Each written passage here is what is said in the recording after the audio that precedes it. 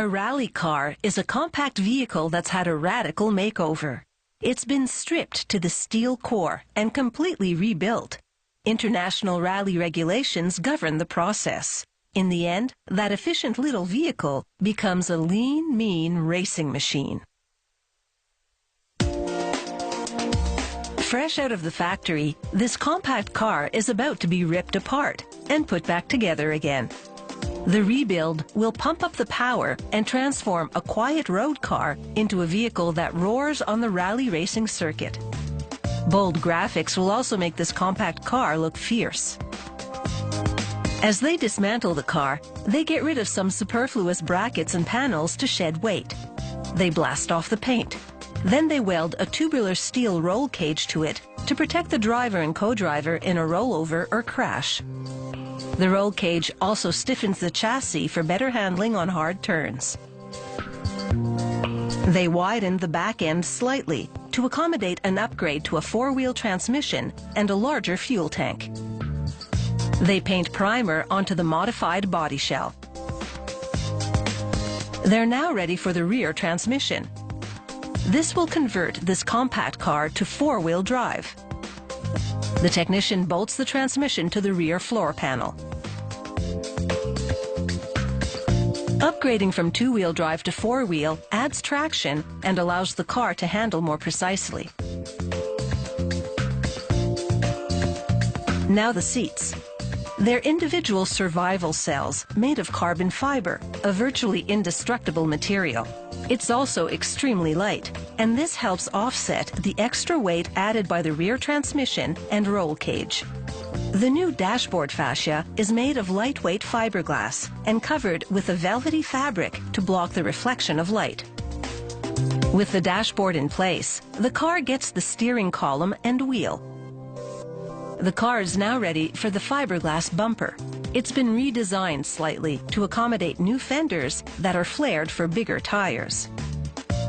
The technician then equips the rally car with heavy-duty dampers to absorb the shock of high-speed bumps on the rally course. He slides the stiff spherical bearings into the car shell and secures them. He links the dampers and the drive shaft to the hub carrier and bolts them into place. He inserts brake pads into lightweight aluminum calipers and mounts them to the rotors.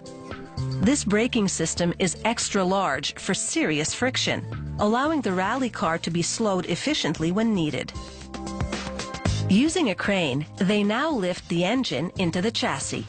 This is the original 1.6-liter engine, but seriously ramped up to boost performance. They've upgraded the pistons and camshafts, among other things, and added a turbocharger. This takes the compact car engine from 90 horsepower to 300. Instead of a metal fuel tank, they install a rubber one. It's pliable and expands, so it's unlikely to split or crack in a crash. The rubber fuel cell fits perfectly under the trunk floor. Strapped to that floor is this little toolkit. They've lightened these tools by drilling holes into the handles. As the race heats up, so will the engine and its fluids. They custom designed this U-shaped radiator to keep the power steering oil cool. They tie it to the front of the supersized engine radiator. Without this substantial radiator system, overheating could kill the engine, and that would be the end of the rally for this car. The mechanics of the rally car have been completely rebuilt.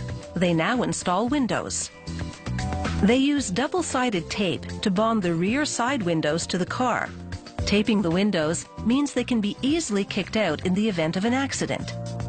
The windows are made of shatterproof plastic, so there shouldn't be any cuts or scrapes when busting them out.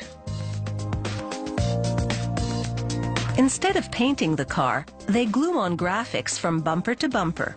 The graphics are made of plastic film, which is much lighter than paint. The crew saves about 5 kilograms by not painting the rally car. Saving weight and redistributing it for better handling while adhering to tight weight regulations is just part of the challenge. And a good finish in the rebuild shop could lead to a strong finish in the rally.